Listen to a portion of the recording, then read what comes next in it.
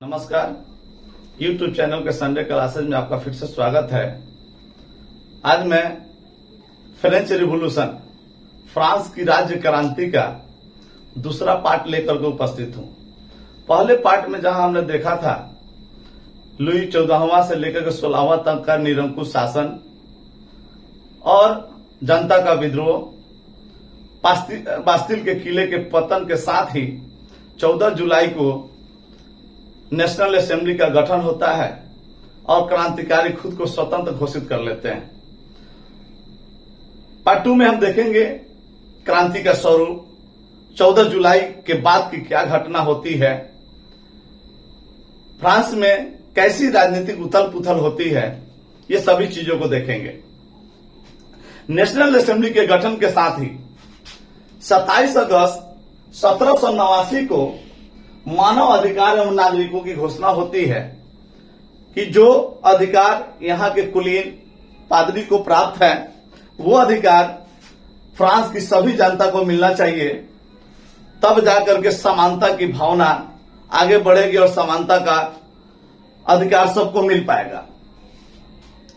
तो स्वतंत्रता की घोषणा होती है, प्रेस एवं भाषण की स्वतंत्रता भी लोगों को प्राप्त हो जाती है, निजी संपत्ति रखने का अधिकार लोगों को मिल जाता है।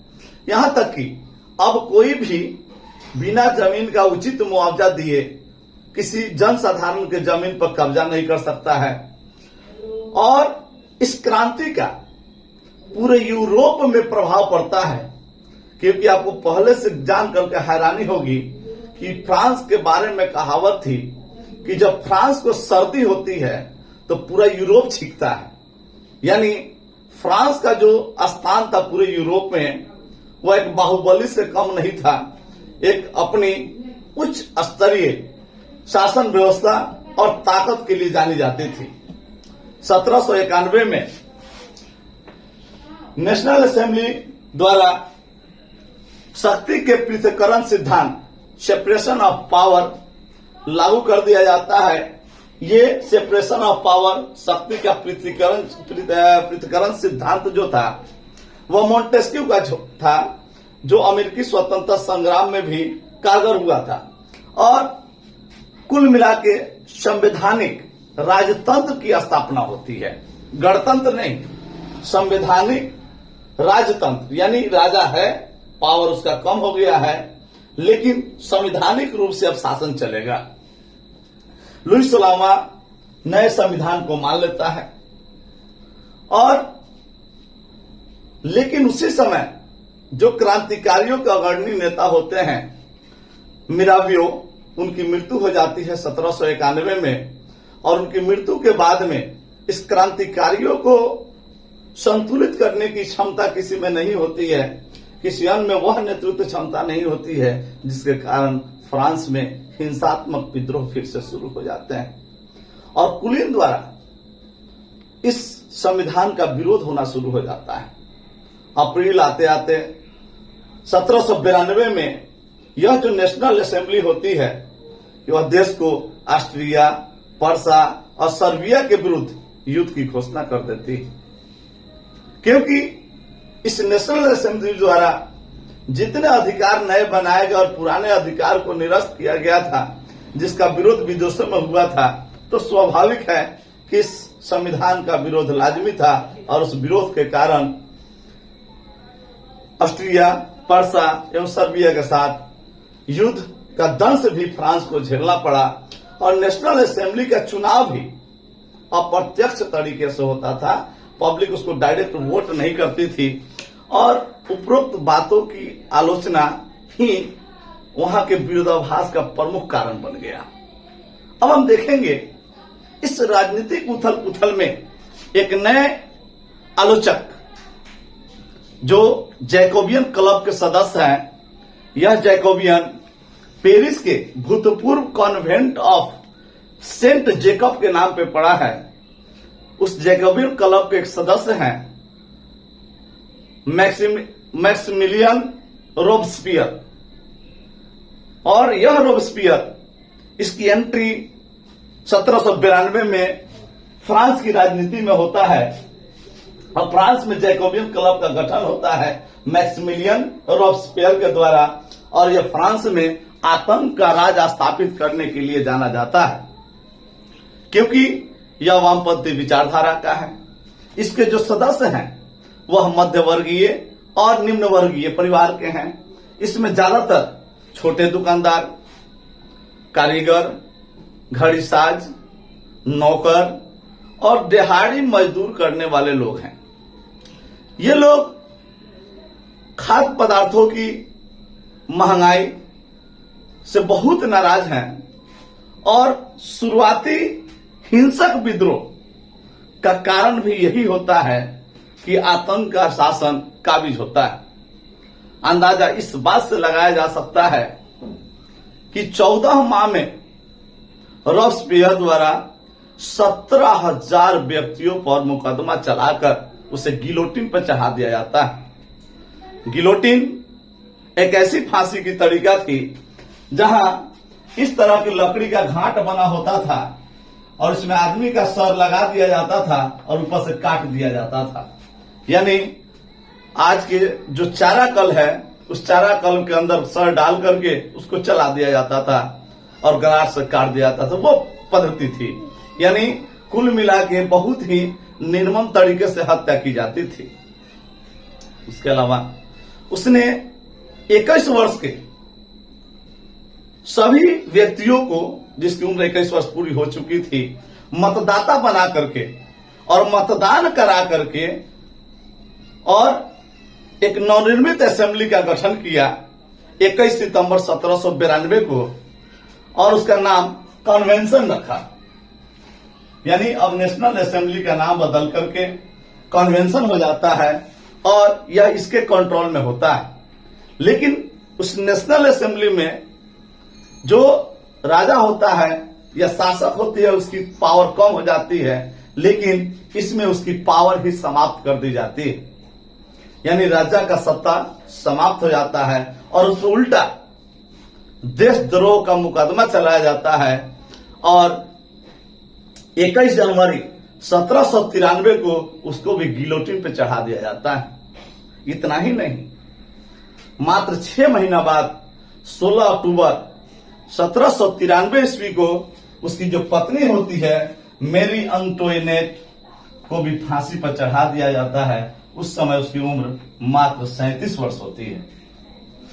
और इस जैकोबियन यानी रोबेस्पियर के आतंक का जो राज है वह अक्टूबर में चरम पर होता है और रोबेस्पियर द्वारा जो आतंक का राज है वह कन्वेंशन द्वारा राष्ट्र की एकमात्र भाषा फ्रेंच घोषित करता है। लिब्रो को हटा, लिब्रे जो वहां की मुद्रा थी उसको भी कैंसिल कर जाता है और गुलाम बनाकर जो बेचने की प्रथा थी वो खत्म करता है और प्रथम पुत्र को ही विरासत की संपत्ति या पिता की संपत्ति मिले, इस नियम को भी वह खत्म करता है। 1792 में एक नया कैलेंडर निर्माण करता है और रोबेस्पियर के सर्वोच्च सत्ता की प्रतिष्ठा के रूप में स्थापित किया जाता है, लेकिन यह कुल मिलाकर अस्थायी साबित होता है। हिंसात्मक कार्रवाई के कारण 28 जुलाई 1794 ईस्वी में, यहां देख रहे होंगे आतंक का राज जो वर्ष अक्टूबर में था और 28 जुलाई 1794 को रोबेस्पियर पर भी मुकदमा चलाया जाता है और विशेष अदालत द्वारा उसे मृत्यु दंड की सजा दी जाती है और 28 जुलाई 1794 ईस्वी को रोबेस्पियर को भी फांसी पर यानी गिलोटिन पर चढ़ा के उसकी अभी कहानी खत्म कर दिया जाता है। उसके समाप्ति के साथ ही 1795 ईस्वी में जस्ट एक साल बाद एक नया संविधान बनता है और उस संविधान के तहत जो संवैधानिक राजतंत्र था उसकी जगह अब फ्रांस में गणतांत्रिक शासन की शुरुआत होती है और एक नए स्टार नेपोलियन बोनापार्ट की एंट्री होती है सत्ता में और वह नेपोलियन बोनापार्ट 1804 में एक नेपोलियन कोड की घोषणा करेगा जिसको नेपोलियन संविदा कहा जाता है। उस नेपोलियन से संबंधित एक वीडियो मैं बाद में बनाऊंगा अलग से, क्योंकि नेपोलियन की एक लंबी यात्रा है जो 1792-93 से शुरू होती है, सत्ता काबिज के साथ ही, क्योंकि खुद को वो अपना शासक नियुक्त करता है, और 1815 तक जो वाटरलू का युद्ध होता है वहां तक की हम सफरनामा देखेंगे कि कैसे नेपोलियन बोनापार्ट एक विश्व स्तर का नेता बनकर उभरता है। इसको एक अलग चैप्टर में देखेंगे। फ्रांस की क्रांति के अंतर्गत जब नेपोलियन शासक बनता है, यानी सत्ता उसके हाथों में आती है, तो वह परिवर्तन करना शुरू करता है, क्योंकि यह यंग होता है, नई विचारधारा के साथ होता है। सबसे पहले वह सामंतवादी जो व्यवस्था होती है, यानी जो कुलीनों की जो व्यवस्था होती है, उसको समाप्त करता है। स्वतंत्रता, समानता और बंधुत्व को प्रोत्साहन देता है, यानी लिबर्टी, इक्वलिटी और फ्रेटर्निटी, यानी इसका समर्थक होता है। धर्मनिरपेक्ष राज्य की स्थापना करता है। राजा की जो दैवीय शक्ति थी उसका विरोध करता है, खत्म कर देता है। जनतंत्र की स्थापना करता है। लोगों को मौलिक अधिकार और मौलिक कर्तव्य की भी घोषणा करता है। इसके अतिरिक्त जो गिल्ड प्रथा थी, प्रांतीय आयात कर था, व्यापारी कर था, इन सारे करों को वह समाप्त कर देता है। और 1794 में ही वह दास मुक्ति कानून पारित करता है, लेकिन वह पूर्ण रूप से समाप्त नहीं होता है। 1848 ईस्वी में यानी दास प्रथा का उन्मूलन होता है और पूर्ण रूप से वह खत्म हो जाता है। शिक्षा के क्षेत्र में भी नेपोलियन के द्वारा अच्छा कार्य किया जाता है। जो शिक्षा का केंद्र पहले चर्च हुआ करता था, वह चर्च ना होकर के वहां पे अब राज्य के तरफ से, सरकार की तरफ से विद्यालय, विश्वविद्यालय, कॉलेज इत्यादि की स्थापना की जाती है, जिसमें पेरिस विश्वविद्यालय एवं शोध संस्थान प्रमुख होता है। नया कैलेंडर ब्रूमेयर या उसको थर्मिडार भी कहा जाता है, लागू किया जाता है। और हम देखेंगे क्या इस पूरी घटना चक्र में क्या कहीं महिलाओं को किसी तरह का अधिकार नहीं? क्या महिलाओं ने इसमें अपनी भागीदारी सुनिश्चित नहीं की? तो इसमें महिलाओं की भी भूमिका रही। एक संगठन बना था, the society of revolutionary and Republican women. फिर से सुनेंगे, the society of revolutionary and Republican women. और इसकी जो हेड थी ओलंप दे गुज थी, और इसने पूरी राजनीति में पुरुषों के बराबरी, राजनीतिक अधिकार का समर्थन करते हुए फ्रांस की क्रांति में अपनी अहम भूमिका निभाई। लेकिन दुर्भाग्य कही उस फ्रांस का कि उसके इतने लड़ने के बावजूद भी महिलाओं को मताधिकार नहीं मिला। फ्रांस में महिलाओं को पहली बार जो मताधिकार मिला वह 1946 ईस्वी में मिला। पहली बार फ्रांस की महिलाओं को वोट देने का अधिकार 1946 वर्ष बाद मिला, यानी यूं कहे तो लगभग 150 वर्षों बाद।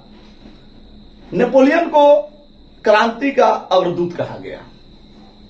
इसके अलावा वह अपनी विशिष्ट व्यक्तिगत क्षमता के लिए भी पहचाना जाता था। उनके प्रयास से इटली राज्य की स्थापना हुई और जो बाद में इटली के एकीकरण का मार्ग प्रशस्त किया। यहां तक कि जर्मनी में 300 छोटे छोटे राज्य हुआ करते थे, उसको उन्होंने मिला करके 38 राज्य में समाहित किया। पोलैंड में भी उन्होंने राष्ट्रीय भावना का विकास किया, जिसके कारण प्रथम विश्व युद्ध के बाद पोलैंड एक स्वतंत्र राष्ट्र बना। यानी कुल मिला के हम निष्कर्ष देखें तो 1789 से लेकर 1815 तक की जो फ्रांस की जो राजनीतिक उथल पुथल रही है, उसमें अहम योगदान मध्यम वर्गीय परिवार का रहा है। लड़ाई भी मध्यम वर्गीय लोगों ने लड़ा है। लोकतंत्र के लिए लड़ा गया, गणराज्य के लिए लड़ा गया, निरंकुश सत्ता की समाप्ति होती है और नए नए सितारे उभरते हैं, जिसमें मिराबे, रोबेस्पियर और नेपोलियन बोनापार्ट। तो नेपोलियन बोनापार्ट की कहानी एक और सीरीज में चलेगी, और जो जैकोबियन था उसके बारे में मैं थोड़ा सा प्रकाश डाल दूं। 1797 ईस्वी में यह जो जैकोबियन था, इसका संगठन भारत में भी हुआ। कौन? तो मैसूर के शासक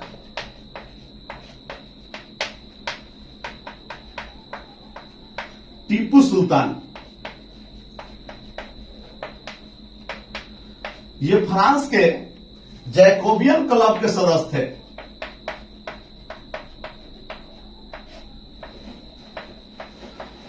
और जैकोबियन क्लब के जो सदस्य हुआ करते थे, वे प्रतीक के तौर पे एक स्वतंत्रता का पेड़ यानी एक पौधा लगाते थे, उसको स्वतंत्रता का पेड़ कहते थे। और 1797 में टीपू सुल्तान ने भी मैसूर में यानी श्रीरंगपट्टनम में स्वतंत्रता का पेड़ लगा के जैकोबियन सदस्य बनते हैं, और भारत में भी जैकोबियन क्लब का गठन होता है। यानी फ्रांस की क्रांति का असर देखें तो भारत में भी रहा। आज हम इस चैप्टर को यहीं समाप्त करते हैं। फिर कभी अगले दिन या नेक्स्ट टाइम जैसे समय मिलता है, नेपोलियन बोनापार्ट पर मैं स्पेशल कक्षा लेकर के आऊंगा। तब तक के लिए धन्यवाद। अगर चैनल अच्छा लगे तो लाइक करें, शेयर करें, सब्सक्राइब करें और बेल आइकन को दबाना न भूलें।